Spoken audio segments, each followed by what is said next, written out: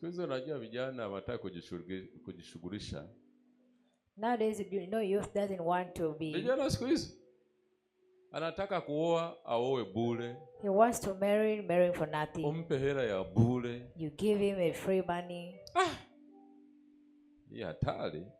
This is dangerous. Utakaje na mtoto wa mtu? How can you stay with a child's ndani in your house? Unamzalisha. Kwao hakuna hata zawadi. There's no any gift to their home.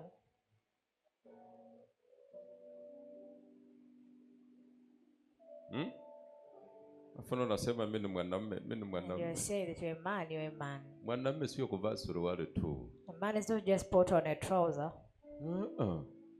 Kuna vitu vya msingi lazima vitimize. The important things you have to fulfill. Umependa mtoto wa watu, nenda kalipe mahari. You have loved somebody's child, go pay the dowry. Ujulikane kwamba kweli wewe ni muoaji. Let it be known that you really want to marry her.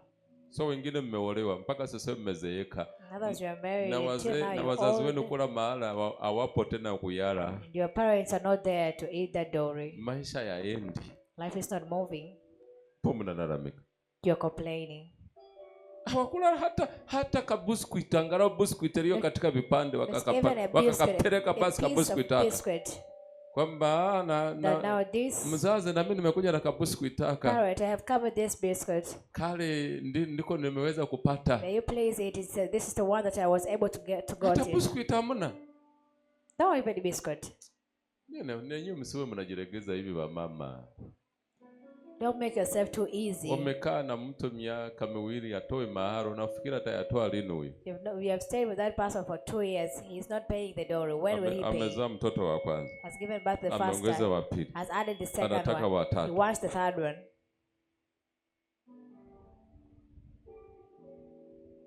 Mahari ni Biblia. Dowry is in the Bible. Isaka alipofika muda wa kuoa, when Isaac reached the time to marry, ng'ombe na mjakazi wa baba, na mfanyakazi wa baba yake wakaenda. Baba yake alikuwa anatokea kwenye ukoo, alikuwa anaona, wakapeleka. And they took them there. Jacob amemuona anapambana na anataka mke anayemtaka, wanamnyima, amempigania mpaka kampata, lakini alitoa.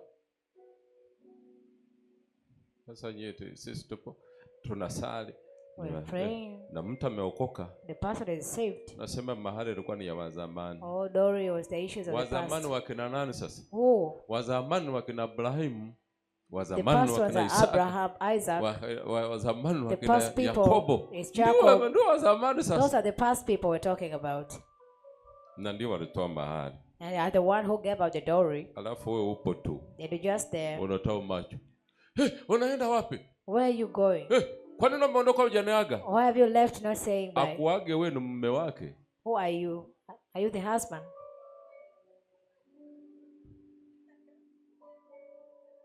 Hallelujah. Akuage nani sasa?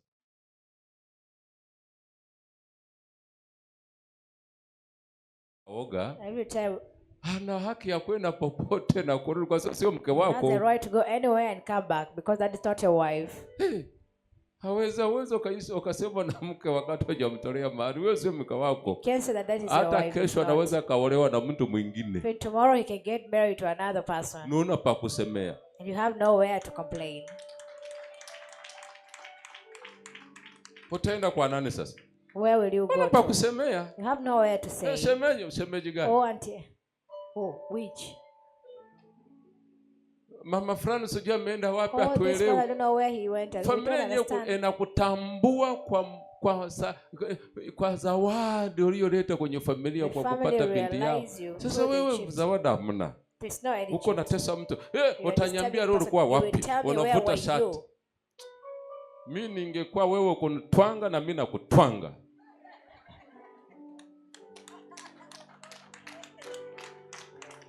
Kwa sababu sio vizuri kupigana. Lakini kama umenitwanga, unajaripa mahali, unapiga ngombe, unapiga nini hiyo? At least So utaomba, utapambana, nataka kupenya, lakini upenya. But there is no breakthrough. Kama umeokoka nikwambie, kama unampenda Mungu, if you love God, hata kama unabagisha mahali, nenda yamalize. Go pay the dowry. Utaendelea kudaiwa. You keep on being indebted. Simple, ni vitu vidogo lakini vina maana kubwa. But they are meaningful. Wewe nenda peleka mahali ya watu. Go pay the dowry. So kama umekaa miaka, unaweza kaamua kifamilia. Family hata wise, kama mezaa watoto wanalingana na wewe, unaweza kusema mbaki na baba yenu, kwa sababu makubaliano yangu na baba yenu ilikuwa ni nizae, hatujaona, hajai kunitolea mahali.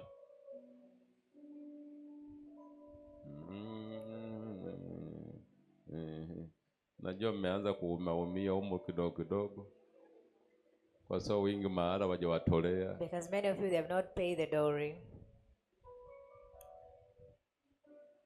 Na akienda akaondoka, na unaanza kusema mume wangu ameondoka, sijui ameenda wapi. Mume wako huyo ni mume wa watu wengine, kama alivyokuwa na wewe, na haki ya kuwa na mwingine, kwa sababu wewe hajakuoa rasmi. Because he has not married you officially.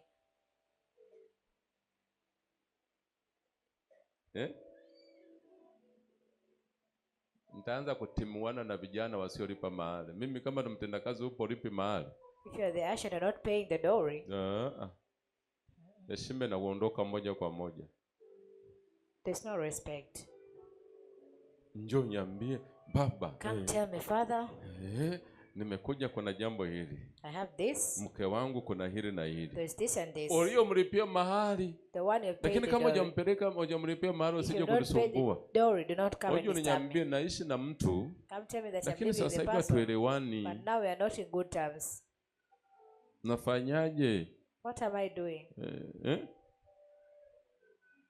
Mtu anaweza kukuelewa. Kuna baraka uwezo ukapata, hatofanyeje, hatoombeje. The blessings you can't get them even if you do what or you pray. Hamuelewi.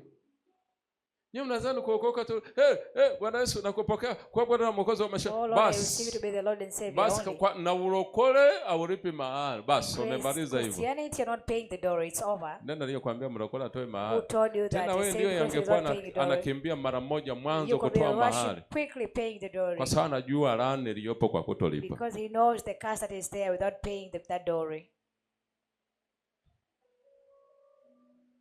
Watu wanapenda vyakula yaani wanapenda mwanamke bure.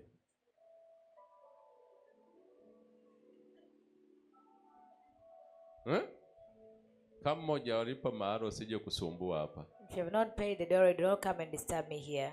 Nenda kalipe mahari. Go pay the dowry. Uwe mwanamume kamili. Be a complete man. Sio ngona suruali yako umejibana unasema I'm a man. You are not a man, my friend.